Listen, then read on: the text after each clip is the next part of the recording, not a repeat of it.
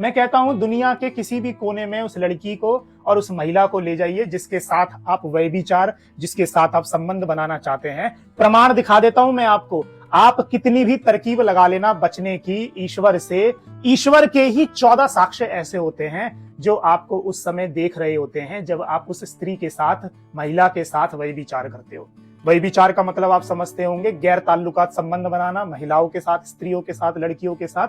ईश्वर के 14 साक्ष्य आपको उस समय देख रहे होते हैं। आप कहीं भी चले जाइए भले ही, और ये प्रमाण देखिए आप सबसे पहले। और प्रमाण देखने के बाद भी अगर आपको विश्वास ना हो, आप ये कहो कि हम तो नहीं मानते हैं इस चीज को, तो फिर आप किसी से मत पूछिए, आप अपने मन से ही पूछ लीजिए। जब आप ऐसा कोई गलत काम का प्लान बनाते हैं तब आप निरंतर डर रहे होते हैं। आपके मन से आवाज आती है, कहीं मैं फंस ना जाऊं, कहीं कोई देख ना ले। आपको निरंतर बहुत सारे झूठ बोलने पड़ते हैं। वो आवाज कोई और नहीं, वो भीतर का ईश्वरीय तत्व आपको बता रहा होता है कि आप गलत कर रहे हो। क्योंकि निरंतर जब भी आप व्यभिचार करते हो, आप आनंद नहीं उठा पाते हो। ये प्रमाण सबसे पहले आप देखिए, और फिर आपको पता लगेगा कि आप कहीं भी चले जाओ, बचना है नहीं आपको। प्रमाण देखिए। अब देखिए, इस किताब में साफ साफ लिखा हुआ है, ऐसा कोई ना समझे कि हम तो छिपकर व्यभिचार कर लेंगे। व्यभिचार आप समझते होंगे, गैर ताल्लुकात महिलाओं के साथ, लड़कियों के साथ, पुरुषों के साथ, लड़कों के साथ शारीरिक संबंध बनाना, व्यभिचार कर लेंगे। जब भी आप ऐसे काम करते हैं छिप करके, वहां पर भी आपको 14 साक्षी ऐसे हैं जो देख रहे होते हैं। इसमें कौन कौन है? सूर्य है, अग्नि है, आकाश है, वायु है, इंद्रियां है, चंद्रमा है,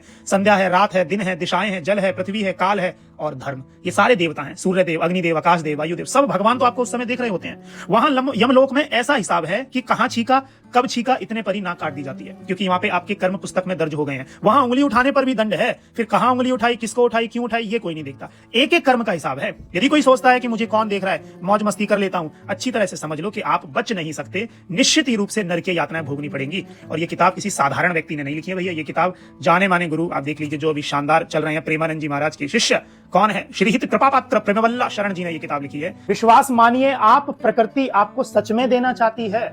आपके स्वयं के कर्म उसे रोक रहे हैं देने के लिए। अब आप बचने के लिए अभिनेताओं का उदाहरण लेंगे, नेताओं का उदाहरण लेंगे, या बड़े बड़े लोगों का उदाहरण लेकर ये कहेंगे ये भी तो कर रहे हैं, इनको तो कुछ नहीं हो रहा। आप मनुष्य का उदाहरण तो छोड़ ही दीजिए, प्रकृति जो है ईश्वर के पिता को भी नहीं छोड़ रही है। राजा दशरथ, भीष्म पितामह, इनको भी नहीं छोड़ रही है।